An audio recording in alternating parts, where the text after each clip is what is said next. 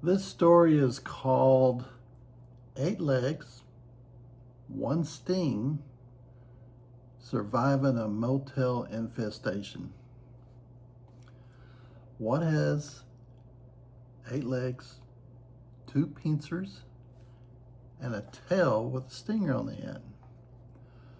Well, I found out for sure. I had a close encounter with one of these. I was staying in a motel at a small town outside of Odessa.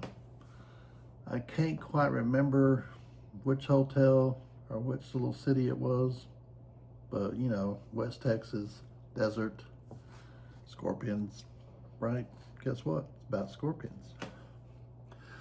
Well, I went to bed and I fell asleep. During the night, in the middle of the night, I must have woke up a little bit and I felt something tingling on my back or something. So I'm laying on my back. So I take my arm and reach back and find, what the heck is that? And I got stung by this scorpion. Of course, I didn't know it was a scorpion when I first got stung, but I tell you what, I got out of bed really fast. Now, what does the scorpion sting feel like? Here's my description. If you get a wire coat hanger, of course you cut it to where it's just one long wire, and you heat it up really, white hot. Then you jab yourself with that hot wire. That's what a scorpion sting feels like. Now, it's not as bad as a red wasp, but it gets your attention.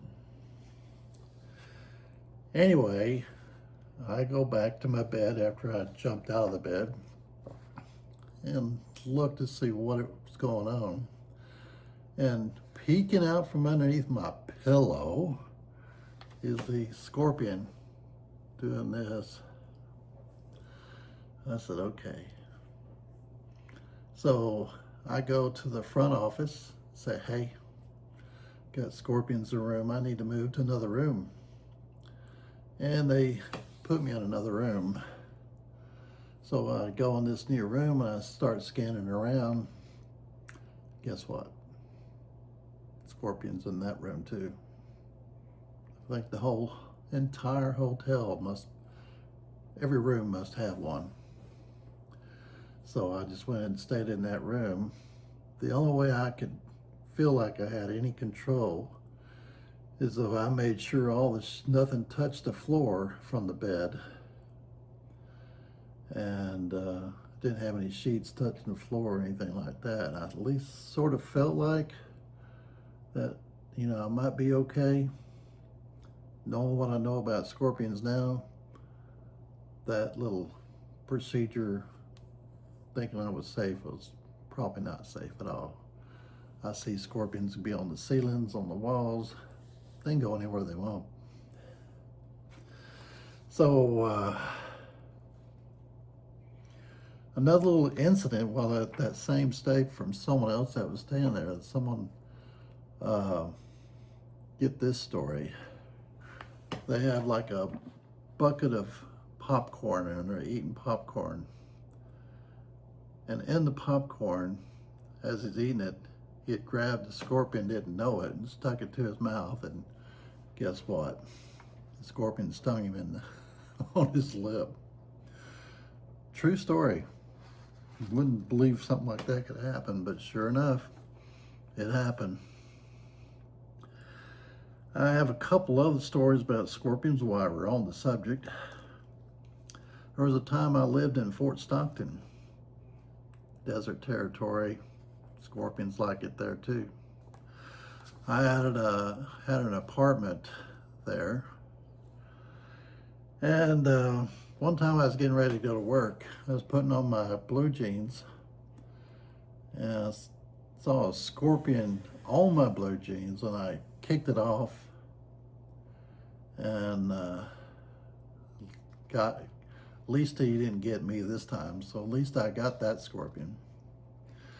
And then there was another incident in my apartment again in the bathroom. Hint here, scorpions like it where it's moist, wet. So what's in the bathroom? You got a shower. Well, I found a scorpion in my bathroom. This one I captured and put it in a jar, and I took this scorpion to work with me. And my boss said, "Hey, can I take that scorpion? My kids love it." So he took my scorpion home with him. And just a couple of days later, he came back and told me that that scorpion had babies. There were like 40 or 50 baby scorpions on that scorpion's back.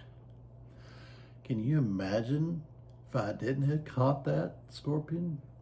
I would have had 50 more scorpions in my apartment. Don't like thinking about that at all. So I'm glad that never happened. And I'm sure glad I found that one in just the nick of time.